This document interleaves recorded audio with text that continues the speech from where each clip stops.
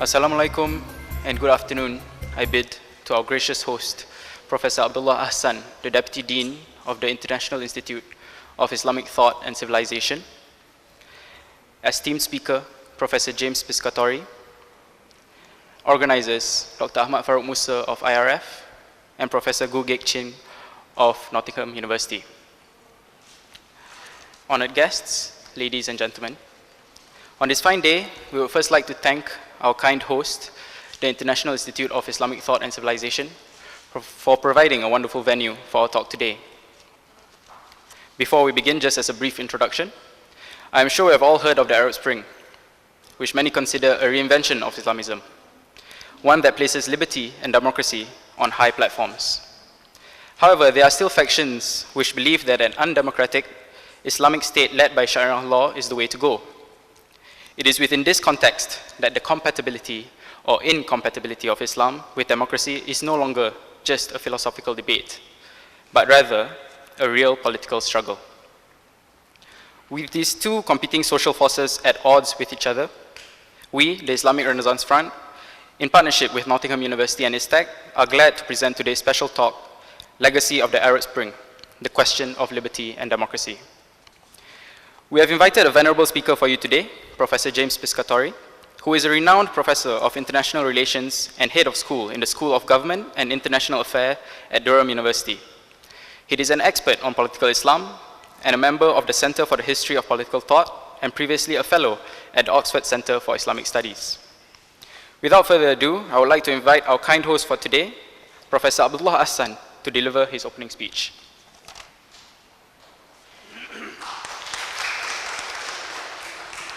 Thank you. Mr. Chairman, Brother Dr. Farouk of Islamic Renaissance Front, Professor Jim Piscatori, our speaker today, and brothers and sisters, Assalamu alaikum. Well, it is my honor to welcome you to ISTAC for this talk on Arab Spring, the question of liberty and democracy. What is happening today, not only in the Arab world, but throughout the Muslim world, I would say is not totally unexpected. It is not totally unexpected because the way ideas have entered into the Muslim world since colonialism, and then with the independent nation states, a kind of suppression of ideas have resulted into what is happening today. I remember in 1971, when Bangladesh came into existence, I heard people saying that, why should I buy ticket for railway? Because the country has become independent. This is our country. Why should I pay for train ride? So this is the understanding of liberty for some people. If you have watched the news last night and night before that in Istanbul and Ankara, the government, of course, there was an immediate cause for things to burst out, was that government was planning some kind of renovation and some kind of changes in a park. And the environmentalist came up with the threat that it will cause to environment if the park is turned out to be some buildings and whatever. But from the news, what you can see is that many people were disturbed with another issue that was done by the government a few weeks ago, and that was banning sale of alcohol from 10 o'clock at night to 6 o'clock in the morning. And that is another issue that came up. So this is the definition of liberty. The Muslim world is going through the challenges from one side of this kind of holders of liberty, and I think most of those people who believe in this kind of liberty did not even read the literature on the subject produced by the proponents of liberty. On the other hand, you have the challenge of the Muslim extremism. They think that Quranic verses are asking them to kill anybody who disagrees with them. I don't think that they have read the Quran either. So these are the challenges that the Muslim world is going through today. So we would like to listen to Jim on this. I have met Jim, I think it was 1997. He was kind enough to invite me to speak to a forum in the Council on Foreign Relations in New York. So that was my first meeting with him. And I really enjoyed speaking to him. He brought one of my books to write on the book my autograph. So it was a very pleasant meeting with him at that time. And of course, I have enjoyed his writings. So with this, again, I welcome you to the ISTAC. Thank you. Assalamu alaikum.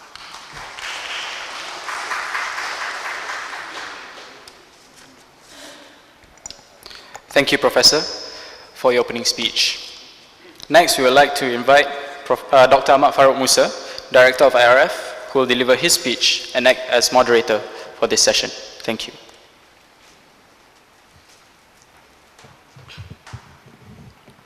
Bismillahirrahmanirrahim. Mr. Chairman, Prof. Hassan, Deputy Dean of ISTAC, Honorable Guest, Professor James Piscatori, our co-organizer, Professor Kuge Kim of Nottingham University, professors, academicians, distinguished guests, ladies and gentlemen, Assalamu alaikum wa rahmatullah. Let me start by quoting a line from the song we heard just now, Sawtul Hurriyah, Song of Freedom, a song from a video produced at the same time of the Arab uprising in Tahrir Square, Cairo. In the video, the lines of the song are simultaneously sung by a multitude of singers, a cross-section of Egyptian people, and displayed on the signs they carry. We raise our heads into the sky, and hunger no longer mattered to us. Most important are our rights, and that with our blood we write our history. It is worth recapitulating that the revolution that has swept the Arab states was sparked spontaneously in Tunisia during the spring of 2011, following the self-immolation of a poor and downtrodden Muhammad Bouazizi, which then spread like wildfire to other neighboring countries, including Egypt. Though this revolution might be seen by many as Islamism reinventing itself, it was in actual fact a popular revolt by the people with a surge of resistant force emanating from an existential condition rather than one or more ideological or a preconceived strategic ends. The project initially represents an endeavor to fuse religiosity and rights, faith and freedom, Islam and liberty. Hence, these innovative discourses demanded the true meaning of democracy, individual rights, tolerance, and gender equality, as well as separation of religion from the state.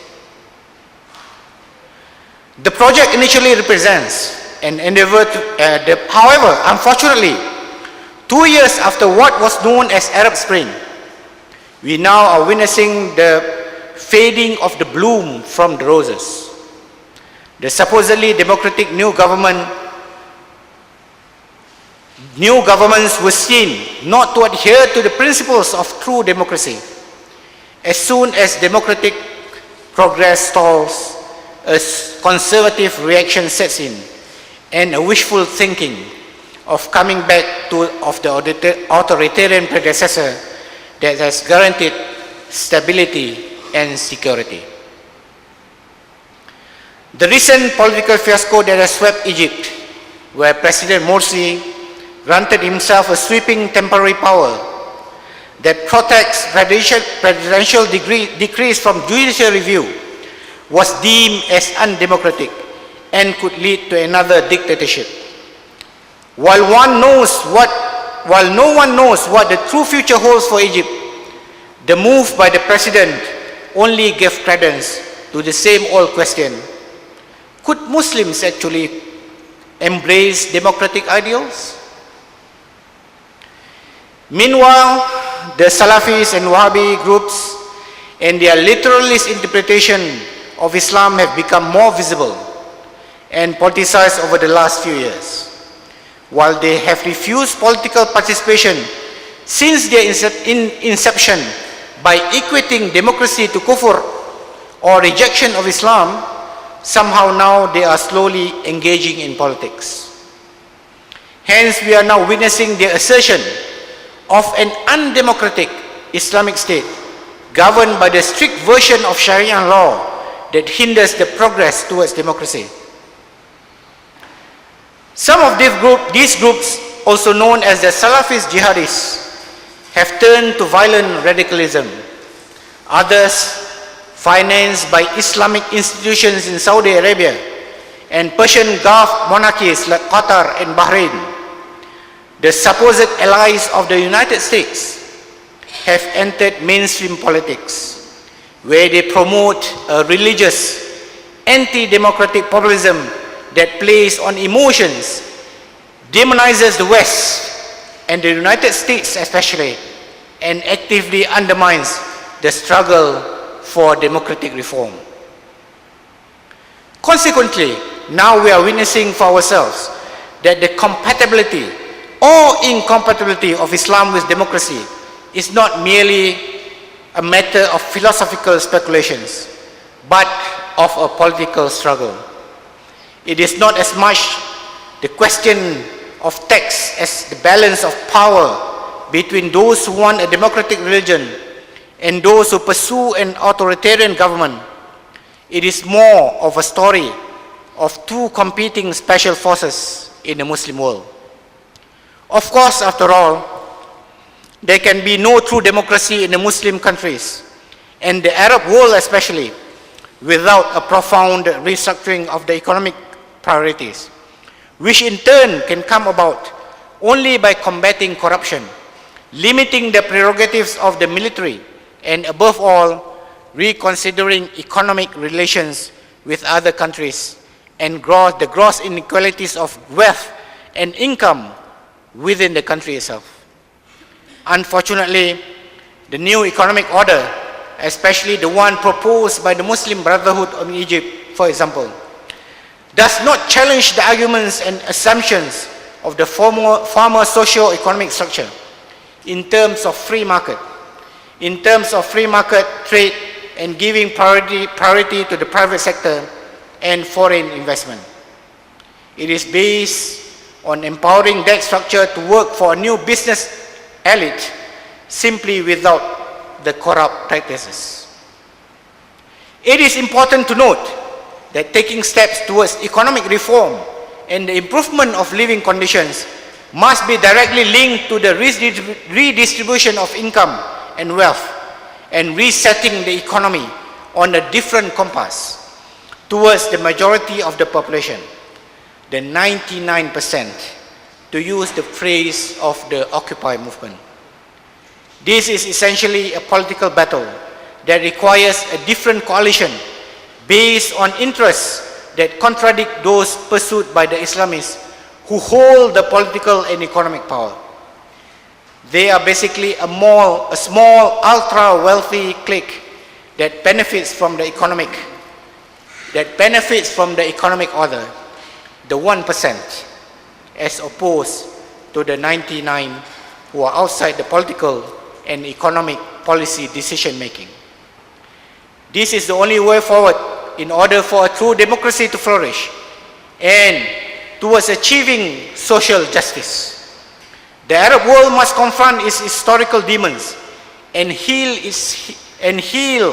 its failings and infirmities. Only then the true Arab Spring that aspires justice and equality and embraces democracy and liberty will bloom. Thank you.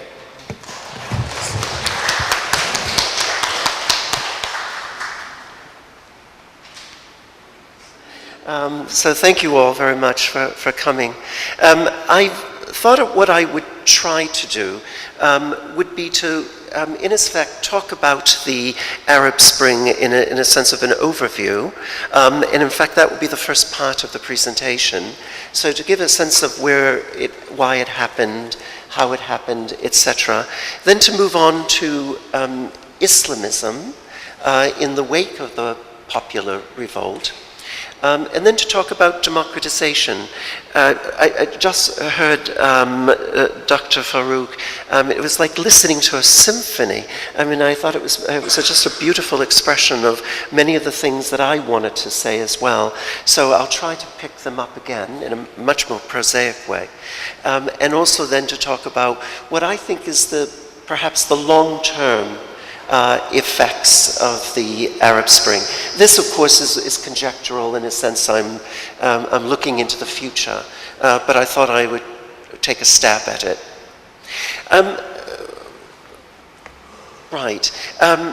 Clearly, this term, the Arab Spring, of course, has resonance. It's a term we've heard elsewhere, the Prague Spring, for example, about events in Eastern Europe. It's a term which now, of course, is applied to basically social popular unrest throughout the world, wherever it is. And so we tend to lump things together as one phenomenon. But I'd like to just point out the obvious, that there are differences here within the Arab Spring, clear differences of political history, the type of regime, the societal relations, the relations with outside powers. So, for example, the Ben Ali regime imploded instantly, whereas the Libyan uprising took months to collapse, and we know that had to have external intervention. The Syrian regime is still fighting back. President Mubarak was ultimately dispensable to Washington, but the Bahraini royal family is not. So there are clear differences in this one phenomenon that we have linked together somewhat for understandable reasons. So what was going on? Well, it's clearly the case that the revolt spread with dizzying speed. I mean, absolutely astonishing how quickly events seem to have unfolded.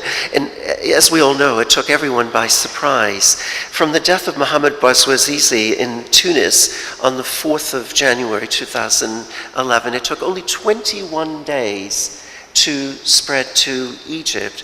One more day to spread to Jordan, another day to spread to the Yemen.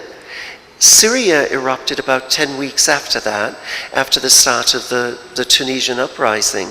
So it went very, very quickly, and many people comment on the fact that the neighborhood, in effect, was one of the reasons why it spread so quickly. There was a proximity in the countries. We know that protesters use the very same sort of slogans everywhere. This little girl has, Erhal, go. Which became a very important sort of pithy slogan against President Mubarak, but a term which of course has been used throughout the Arab Spring, the expression that things must change. And we know that when in fact they did change, when we have this overthrow of political rule, that we should remind ourselves what it had been like before that. They had been in power in a combined way for 128 years. if you put all the rulers who are overthrown. So the entrenchment of the regimes prior to this is really a remarkable part of the story. Well, there were common features despite the differences. Clearly, one of them was the economic discontents. And this is something which, in a say, cut across the whole region. Inequalities of wealth. There's a decline of tourism revenues in Egypt, for example. The drying up of foreign direct investment. Youth unemployment. Look at the figures for Tunisia. 30% youth unemployed, particularly in the interior of the country. Corruption was rife. The countryside, in a way, was ignored in favor of the urban areas. State institutions were inefficient. There was interstate rivalry, which made Arab unity just seem a myth rather than a reality. And then you add to that all the new social media that we know about, and demonstrations quickly spread, driven by these younger citizens using their cell phones, using social networking websites to basically circumvent state controls. So in many ways, this accounts for this rather rapid spread. Today you could say that these economic problems, in a way, haven't gone away. And in fact, the situation essentially hasn't greatly improved. And you could say, and this is what was alluded to just a moment ago, that in many ways we can say that the future, in large part, resides in how we deal with these questions of socioeconomic justice. Unemployment, for example, is high. Inflation is high. The new governments are having to face the same problems that the prior governments faced, and probably are just as ineffective at dealing with them as the old ones. And those are the countries that experienced revolution. But if you look at the ones that are hoping not to have revolution, those, for example, in the Gulf, you can see, in a way, almost a massive expenditure of funds in order to keep the regimes in power. Look at the figures about Saudi Arabia. Saudi Arabia has spent more money than its annual government budget until 2007 on emergency handouts in order to forestall, to stop any kind of political upheaval. Qatar has increased salary and pensions very dramatically. 60% increase in salary for public sector workers, 120% increase in salary for military officers, in order to ensure loyalty and so that they won't revolt. And of course, so all this money is being spent by those countries in which there was not revolution in order to stave it off. But in the process, ignoring their entrenched political problems, resource depletion, inequality of the distribution of wealth. Those problems still persist, but we have the short-term solution of having to buy off, in a way, discontent. Now, one aspect of the story, and one which is, I think, very clear, is the demographic one. The youths make up something, if you sort of define it, say, under 24, make up something like 50 to 65% of the population of the Middle East. And this is second only to sub-Saharan Africa in terms of the proportion of youth to the general population. So all these young populations, in a sense, are going to put strains on the infrastructure, strains on the educational system, the social services system. But if you add to that the fact that the educational system is pretty poor to begin with, that you have rote memorization, sort of didactic teaching rather than analytical teaching, then you've really got a problem. You've got a system which is not handling the burgeoning numbers of youth, and those that do get to the educational system are not being properly educated. And so you can almost see that the future has got to be bleak as a result of that. I just want to point out one thing in terms of those who are interested in sort of prediction. Anybody who tells you that they predicted the Arab Spring is really fooling themselves. Political scientists, sociologists, anthropologists, Middle East area studies specialists all now say that they saw it coming, but in fact no one saw it coming. Perhaps the only ones who came close to see it coming were the demographers. And the demographers have actually a theory. And I'm just going to give it to you as almost an aside, but it's got implications for the future.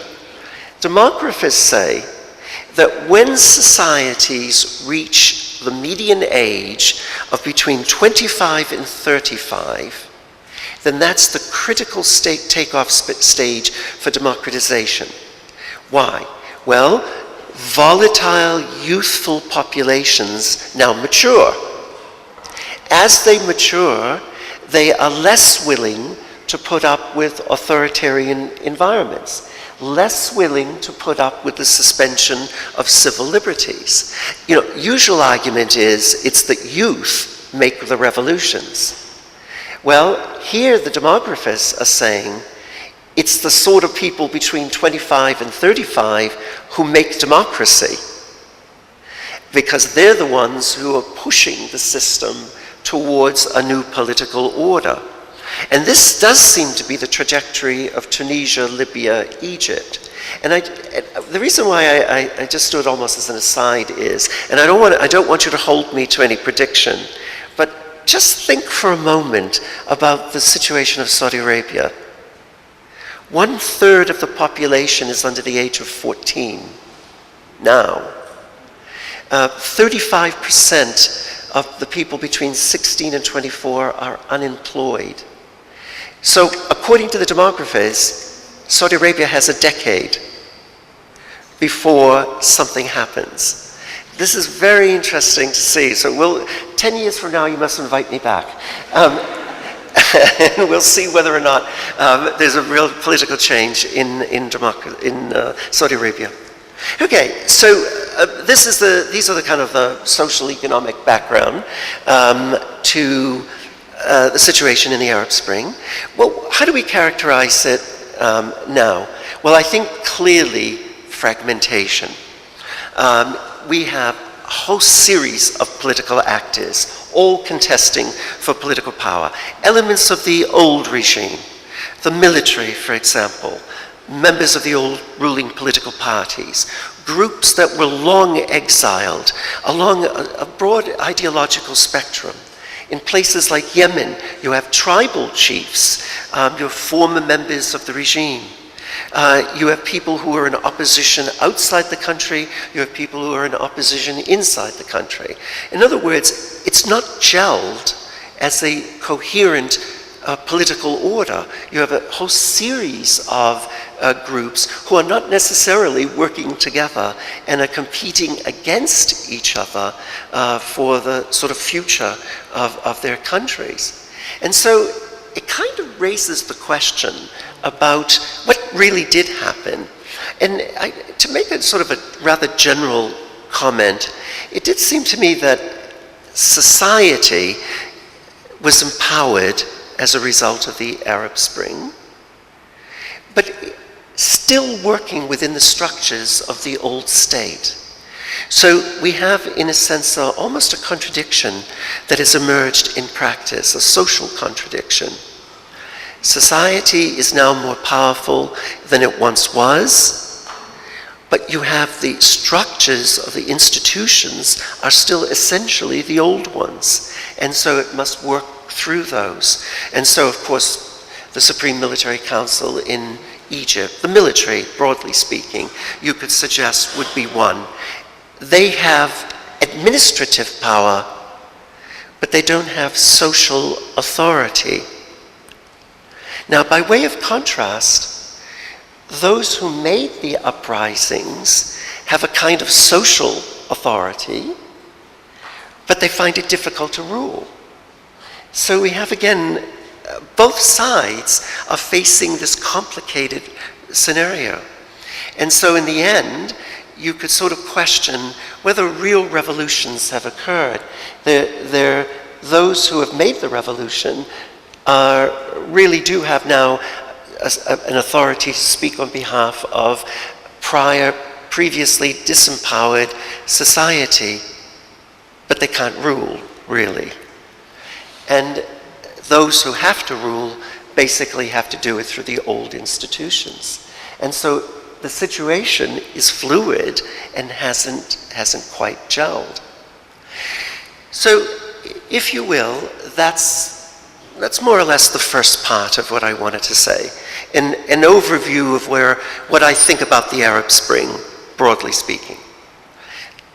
Let me turn now more specifically to the Islamists.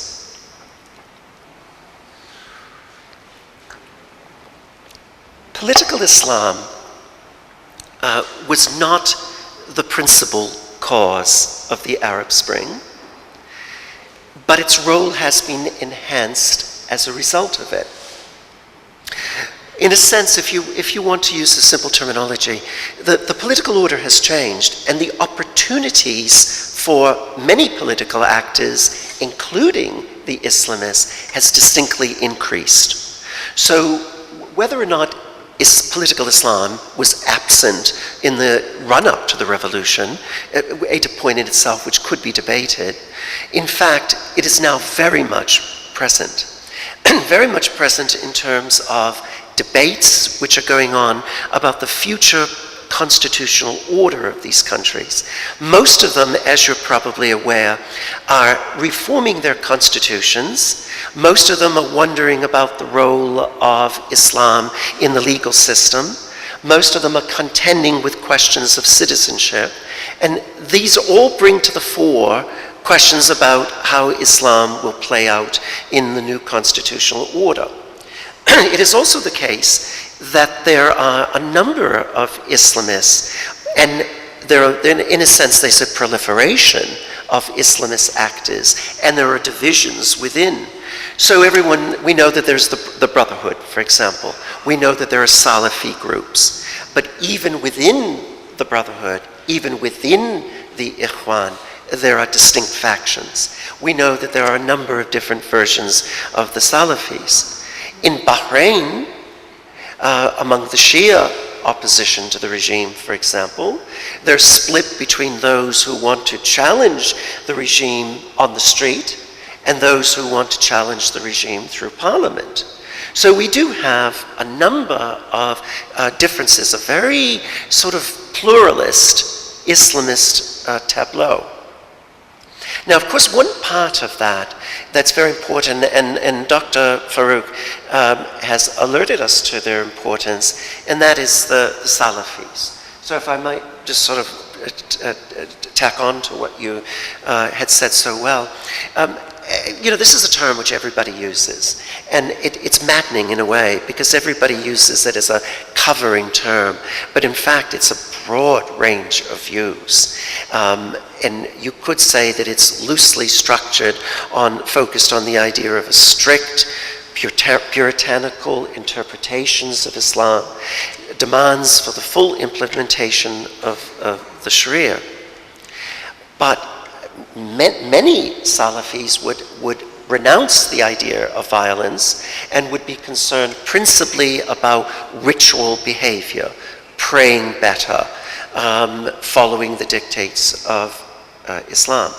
But as has been said, there are Salafi jihadists and who do espouse violent overthrow of the status quo. And they are antagonistic, not only, some would say, to the West, but also to other Muslims of whom they disapprove. And so it's a powerful force which is now, because of the space that has occurred of the Arab Spring, they have been given greater voice as a result of this. And so many people argue that there's a Salafist surge, that in fact they are now so powerful that we must pay particular attention to them. Again, I think it has to be put into perspective, but I am agreeing with the broad idea that they are exacerbating the situation in Syria, in Libya, perhaps in Egypt as well. And if you look at the figures here, you'll see that, and I think you know, that they did so well in the Egyptian elections, quite unexpectedly well. In a sense, 111 seats. They came in second only to the Brotherhood itself. So, a very powerful new political force almost erupting out of nowhere. If anything, Salafis had stood for a kind of apolitical presence. And now, not only is it political, but it's political with a vengeance in coming in. So, some would say that this is positive. Some would say that it's the movement from piety to politics. It's the movement from the mosque to parliament. And of course, what they're referring to is groups perhaps like the Noor Party. They're not referring to those who would espouse violence, the jihadists, for example. So it depends on which groups you're talking about, but some are, in a sense, helping to, in a sense, construct the new politics created as a result of the Arab Spring. So I guess my second big point that I wanted to make is that the Arab Spring has created opportunities for what we would call as Islamist political actors. Those Islamist political actors are many and varied. So it's not just the Brotherhood. It's not just some monolithic group called the Salafis. Some of those are working within the political order, piety to politics, mosque to parliament. Some are, particularly the Salafi jihadists, are directly attacking the nature of the system and naturally will have negative implications for the future development of the political order in those countries. Okay, so now I've now painted a picture of upheaval and an emerging politics. An emerging politics where Muslims are distinctly a part of it. So let me move into the third part of my talk, which is really to ask the question about democratization. And here I follow again Dr. Farouk very, very well by pointing out that there is a huge debate. You're aware of this. I don't want to belabor the point because I'm sure you've thought about it, and least of all in your country where this is so ingrained to talk about the nature of democracy. But there's a huge debate in academic and policy circles about whether Islam and democracy are compatible.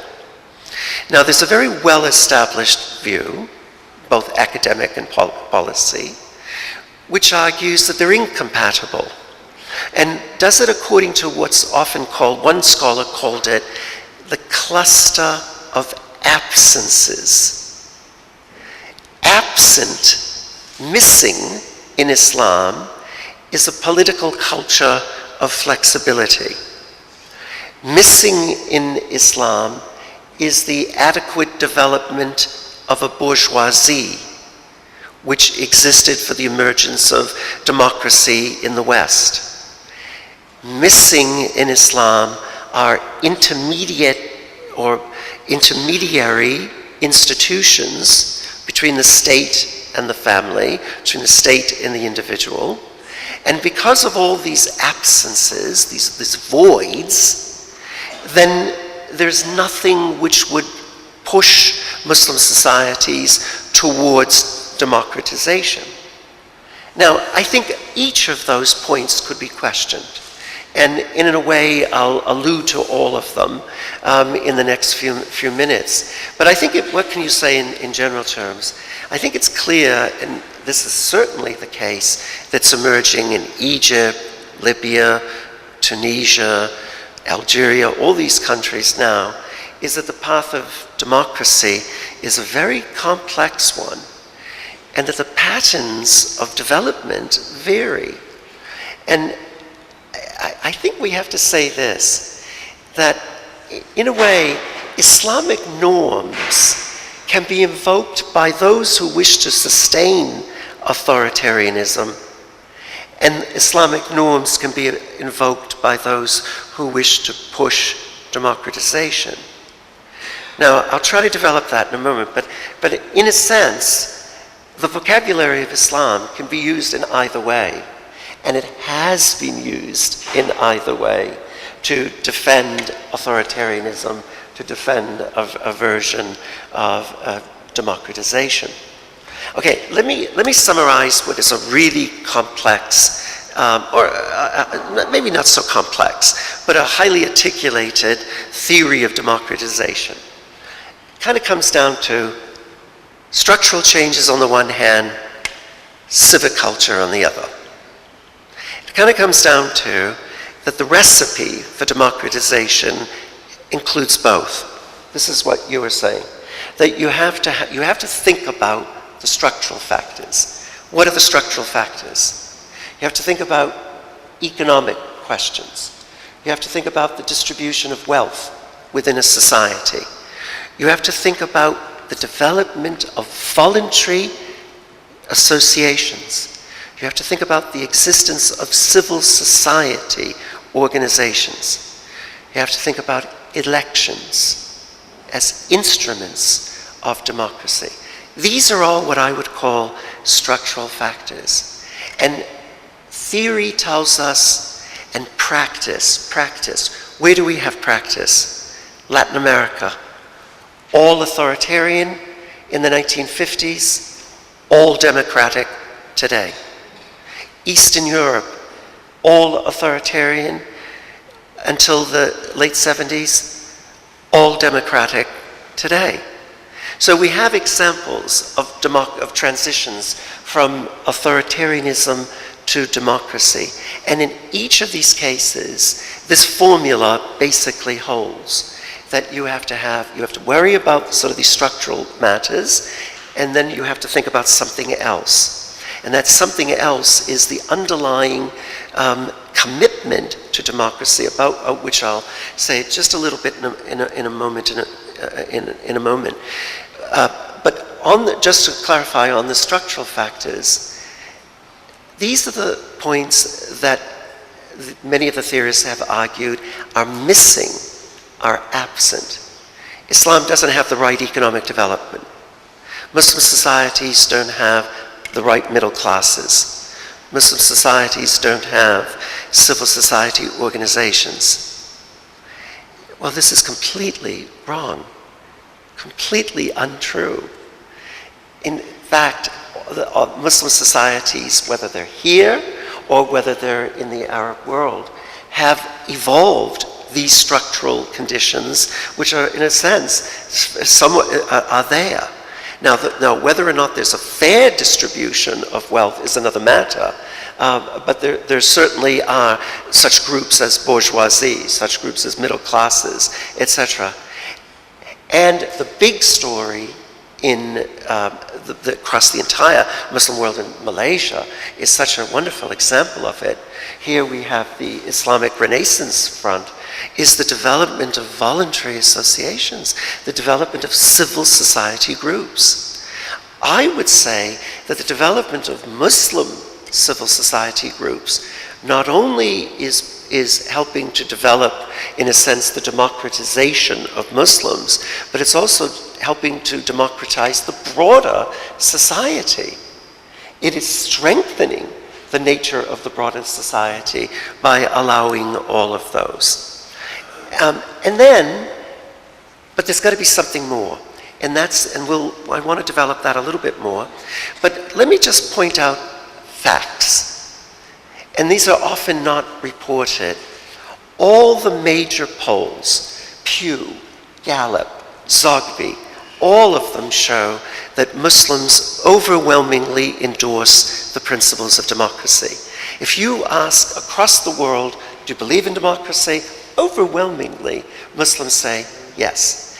And also, let me just note that final figure there. Today, factually, in reality, over 500 million Muslims are already living in democracies outside the West. So, this idea that somehow it's incompatible and Muslims can't relate to it is almost an absurdity when you look at the reality of it. I have a point here that I want to make about elections, but I'm not going to go on about it because, again, it seems a little bit odd from your perspective because the elections occur with such regularity. But of course, the question is, what's there in the Arab world? What is the meaning of these elections? And I am not. Please do not read into it any comments about local politics. I do not wish to express any opinion on this, but in terms of the Arab world, I'm retreating to the Middle East. Can you believe it? For safety, the debate it basically is around the point about, do elections make any difference? And one school of thought argues that they're all completely contrived, and that in a way it's just a way for governments to release pressure. So it's sort of cosmetic. When you talk about Islamists participating, one person, one vote, one time, we've heard that so many times. So many people will argue that even if Muslims participate in elections, they don't mean it. And anyway, who cares? Because the governments don't mean it either. So the whole thing is just, it's a sham. Well, there you go, a particular point of view. There is another point of view. The other point of view is no matter how imperfect elections are, and God knows, look at the presidential elections of Bush in America, in Florida, the imperfect elections of the US, the imperfect elections in the UK. All elections are imperfect, but they may be transformative. That is to say, it conditions people into the democratic order. It conditions people into give and take. It brings in actors into the system. It, in a way, I suppose you can use the term, almost normalizes actors to a certain extent. Now, I leave that for you to resolve in your own mind. But those are the two sides of the argument. And of course, it's become particularly important in the case of the Arab world now, because we're at the place where elections are occurring. And they seem to be not as cosmetic as they once were, but not entirely sure that they're deep, not entirely sure that they can really affect change. So what about this democratic culture? What about the idea of commitment? Well, that brings up, of course, Islamic views. And here, I'm sure there may be those who disagree with me on this. But essentially what I want to say is there isn't one clear Islamic teaching on this subject. If you want to argue just about on any side of the issue, you could, and you could find authority. If you want to, there's one school of thought that says Islam is inherently democratic. That it broadly accepts the nature of democracy, but it finds inherent concepts, shura, ijma', etc., concepts of human rights that people have written on here. These ideas are, you can say, are present in the scriptures, present in the Islamic traditions. That would be the first school. The second school, by the way, is represented by this guy. You're probably not familiar with him. This is Sheikh Fadlallah Nouri. who, by the way, who was a favorite of Ayatollah Khomeini, and was on the first postage stamp of the Islamic Republic of Iran. And he was important at the time of the constitutional revolution at the beginning of the 20th century. So the first revolution in Iran. And when the second revolution occurs, the Khomeiniist revolution, Khomeini says, we should listen to this man. And what did Sheikh Fadl al-Nouri say? Islam and democracy are incompatible. And he had a very famous formulation. How can Islam accept the notion of equality of citizenship when there is no equality between believers and unbelievers, between the intelligent and the unintelligent, between the healthy and the sick, between men and women? And so in his view, they were very clear. It was very clear. You can't have equality. So if you can't have equality, then you can't have equality of citizenship. So it's a very powerful school of thought, and you know that there are resonances of this in certain groups who repeat it today in various forms. And then there's the kind of bridging school of thought, Maududi, who argued, in effect, used this terminology of theo-democracy. Islam has its own kind of democracy. It's not Western democracy, but it is a form of democracy. So it constitutes something which is a blending of the two orders. And one North African intellectual, and of course this has all become very important now, because these are the people who are now governing in Tunisia, etc. What did they say? Islam has its own form of divinely ordained government, and they use this formulation: laws come from God, but sovereignty is that of the people. So again, very interesting. Laws come from God, but sovereignty belongs to the people. Interesting. And legislative assemblies are all right, but that they must stay within the remit of Islamic law, Islamic norms, etc. So what do we have? We have a series of Islamic views here, and one could develop one's position from any of these. What I think has occurred is that the vast majority of contemporary intellectuals have taken the positive bits of this and have argued for compatibility. And so we have an impulse towards a sustaining, underlying civic culture. And so I guess the question that remains for this third section of my talk about democratization is it really democratization that's occurred? Or is it liberalized authoritarianism? And this, of course, is a huge debate. Let's face it, doubts remain. Doubts remain about the democratic credentials of the Muslim Brotherhood. Doubts, people wonder about the chaos of Libya. People wonder about whether or not tribal groups within Yemen are committed to the process of democracy. Are they even thinking in these sort of terms?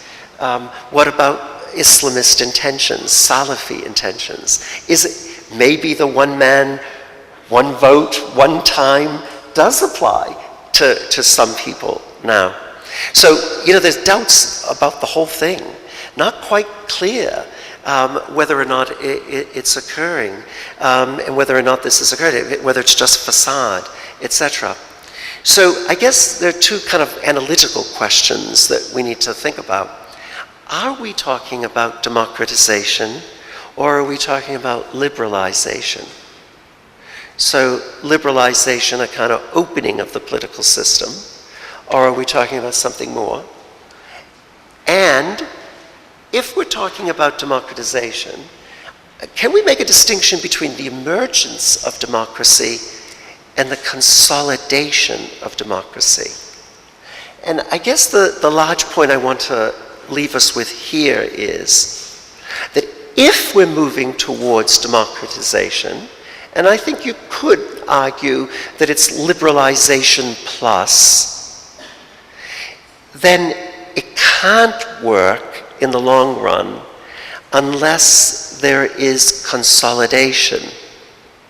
And consolidation can only occur if there's an underlying civic culture. So the structure is important, but you really need the civic culture in order to give it the roots, in order to give it the affirmation. In other words, a civic mindedness needs to be created in order to have that real move from authoritarianism. And I guess the question that Dr. Musa was asking, and in a way I'm going to ask now in the last bit, are we at that consolidated stage? Do we have that civic mindedness that is going to be able to combat the authoritarian tendencies? And remember, the authoritarian tendencies can come from both the government and from Islamist opposition, or opposition groups as well. So let me move into the final bit of my talk, which is more sort of what do I see as the longer term effects of the Arab Spring. I think you know that I've been using the term Islamist. I think you know that there's a great deal of chatter, talk about post-Islamism. And the question about, are we in the post-Islamist period, is something really different from what it was before. And let's think about that for a moment. It seems to me that everybody uses it in different ways. So we have to kind of figure out what we're talking about when we say, if we think it is post-Islamist, we have to sort of think about what does that mean. Now, I can see three different ways it's been used. First way it's been used is political Islam has failed. This sort of outright idea that the state would be Islamized has failed. It didn't work. It didn't work because not everybody agreed with it, but also because there was an incoherence of those who were pushing it. You say you want an Islamic state. What is an Islamic state? And because there was an inability to be clear about what it was, the argument goes that, well, that failed. So one way you can use the term of post-Islam, post-Islamism, is to say political Islam failed. A second way you can use this term, post-Islamism, is to say that political Islam has critically changed. It now incorporates values like freedom and equality that coexist with Islamic ideas. So rights as well as duties. And many people would have said this is exactly where Iran was going. They would have said that's exactly where Iran was going until the disputed election of 2009. And now nobody's is so sure. It's until 2 days ago, we would have said this about Turkey. But now we're not so sure that it's occurring about Turkey. So it's a rapidly changing sort of usage of it. But this is the idea that this post-Islamism is a hybrid bringing together, but a happy one, an easy coalescing of ideas, bringing together different worlds, different discourses very easily. The Turks have done it beautifully. That's the argument. Well, I don't know. We have to think about it. By the way, an aside, it's an argument that's often made about Malaysia as well. But you have to tell me whether it's worked or not. And the third idea is that Islamism is not so much in decline, but in fact there's a proliferation of groups. Why? Because of persistence of authoritarianism, because of these opportunities that were created by the Arab Spring. And because at the end of the day, it's a very simple ideology. It can attract followers very, very easily. Okay, so what do I think? I think we're in a difficult period of transition. I think everybody talks the democratic talk. But, of course, do they walk it? Everybody talks it. Everybody. It's the name of the game now. But it seems to me that we're looking for too fast a solution here. That democratization is a long-term development, and its successes or failures just can't be measured by a couple of years. We can't do that. And if you actually look at some of the literature on this in other places, they'll say, look at the Hungarian Revolution of 1956. Look at the Prague Spring of 1968. Look at Solidarity, 1981. All Eastern Europe, all repressed by Soviet tanks. But in the long run, what did it do? It did not create democracy immediately, but it eroded the legitimacy of dictatorship. And so, in a way, you could argue that in the long game, it is helping to create that delegitimization of dictatorship, tyranny, etc. And I also would just point out there's some political science work about the past 30 years, and I just have to take, I just take it as reliable, but just to note that in the past 30 years, not a single authoritarian regime which has been overthrown, Haiti, the Philippines, Romania, Zaire, Indonesia, Georgia, Kyrgyzstan, not one of them has been succeeded by a radical ideological regime.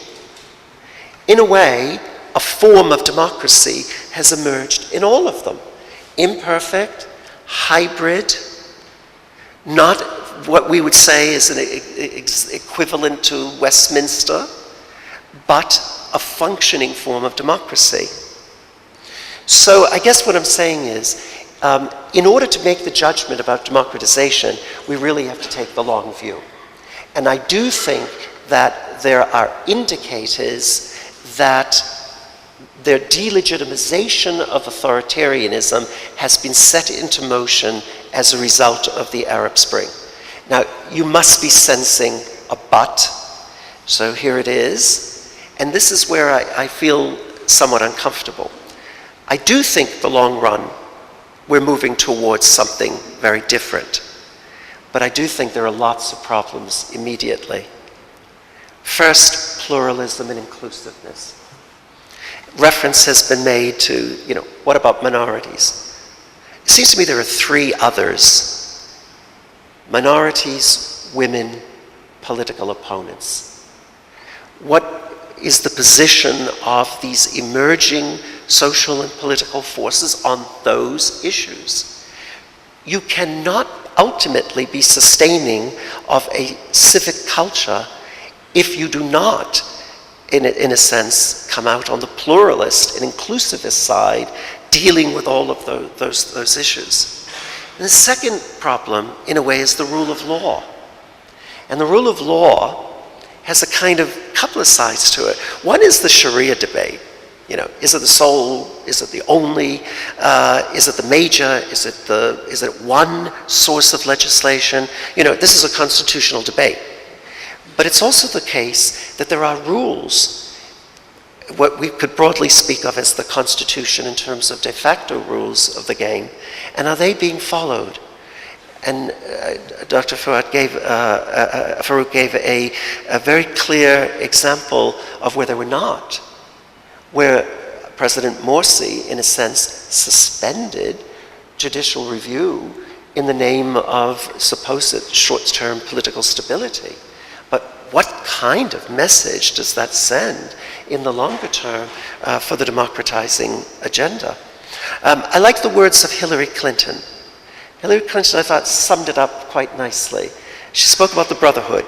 She said, she used this sort of slang, the brotherhood is morphing, but the jury is still out. I like that. The brotherhood is morphing. I think it is morphing. It's changing. It is evolving. but the jury is still out. And you can't, and this sort of, triumphalist rhetoric of the triumph of democracy because of the triumph of the Brotherhood, I think it's too early to say that.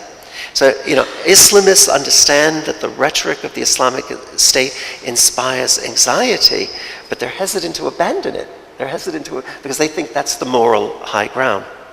Okay, let me make two final comments, which are more philosophical, if you can indulge me in a moment. This really has to do with, my third and fourth points have to do with secularism, freedom. Okay, these are obviously huge debates. They're huge debates in your society, they're huge debates in all of our societies. And there's no clear and simple answer to this. But in a way, I guess what I'm suggesting is that events like the Arab Spring suggest they're not going to go away.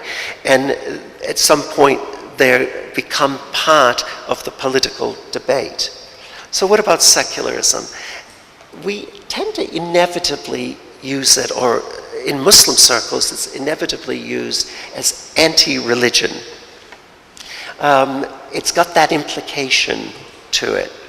But I suppose what I want to do is sort of question that and say that I think we've got many examples of the coexistence of religious and secular social forces, and that in fact the line between them is very porous, that it's a negotiation that goes on all the time, and that it just changes. So for example, if one were to talk about Turkey today, it's a very different thing from Turkey of 20 years ago.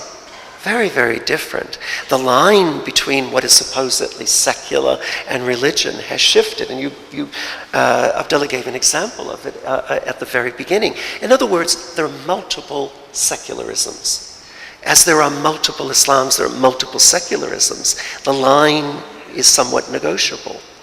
And I think this concept, which I credit to a former colleague of mine, Al Stepan, I think it's a lovely terminology. He says that what we're really aiming for are the twin tolerations. It's a lovely term. The twin tolerations. And what does he mean by the twin tolerations? Religious authorities do not control the political authorities as long as they act democratically and constitutionally. By the same token, the democratic political officials do not control the religious officials as long as they respect the rights of other citizens. That is the twin tolerations. And in many ways, I think that, in some ways, is what you could argue constitutes a very fundamental basis for a functioning democracy. And this is, in May, I hope this is something we perhaps all should aspire to in our societies. And so finally, a point about freedom. Again, it's for most people, I suppose in the West, for many people, this is seen as absolute. It's seen as the inevitable consequence of overthrowing tyranny. You overthrow tyranny, you have liberty. You have freedom. You equate democracy with liberty. You equate democracy with freedom. They're almost one and the same.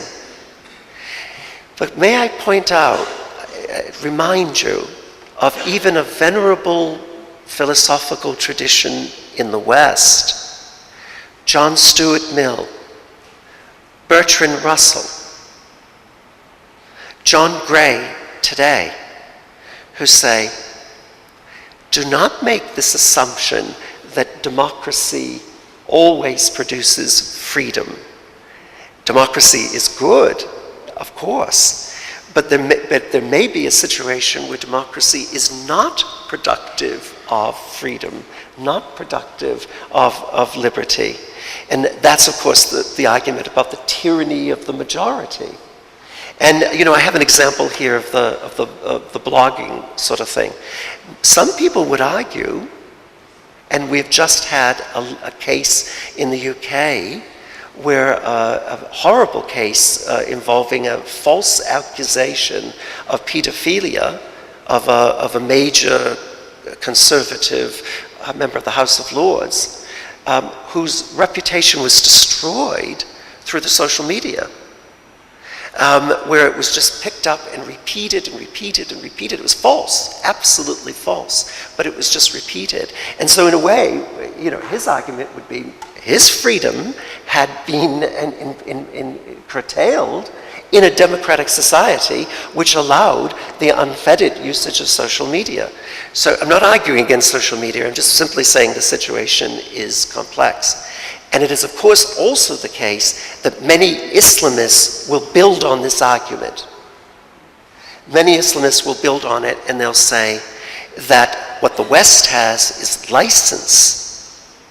What Islam has are limits which are both moral and rational, which will prevent society from its successes. And I think it's an interesting argument to sort of see whether or not a Muslim society evolving can account for democratization, but can also say there are moral limits that need to be imposed at some point.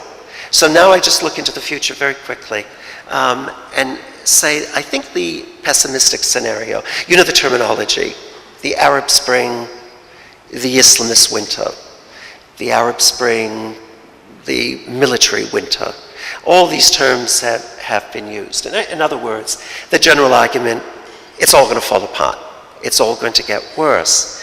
And these three choices that I've listed here were actually the words of Sadaq al-Azam. And some of you know Sadaq al-Azam, who is a prominent Syrian secular intellectual who said, it's going to end in tears. It will all end badly. Why? Either the military will take over, or Sharia will take over, and in his view that's bad, or it will all collapse in ethnic and sectarian division. So it's powerful. It's a powerful, very, very powerful scenario. And I think to some extent, I would say that the pessimistic scenario, or a pessimistic scenario, is realistic in the short term. But it's the longer term which I've been trying to argue we should keep our eye on. And I think it's very valuable. Let me just remind you of those two facts there. It took decades for other societies, whether it's the West, or whether it's Latin and South America, or Turkey, for the military to curb the power of the military in these societies. It took decades for that to occur. But it has occurred in many societies. And just another reminder of another place, but of the longue durée. It took almost 100 years, 96 years, between the Great Reform Act in Britain and universal suffrage. Democracy in Britain is new. It took 100 years between the Great Reform Act and actual universal suffrage. So in other words, it can't be measured by 2 or 3 years. So I think the democratization in the long run is something we can look to. But even if that's the case, it doesn't necessarily guarantee that individuals will be able to live the life that they choose. So we must ever be vigilant. But I think we can all agree it was, in many ways, it was surely better to have had the Arab Spring than not. Thank you.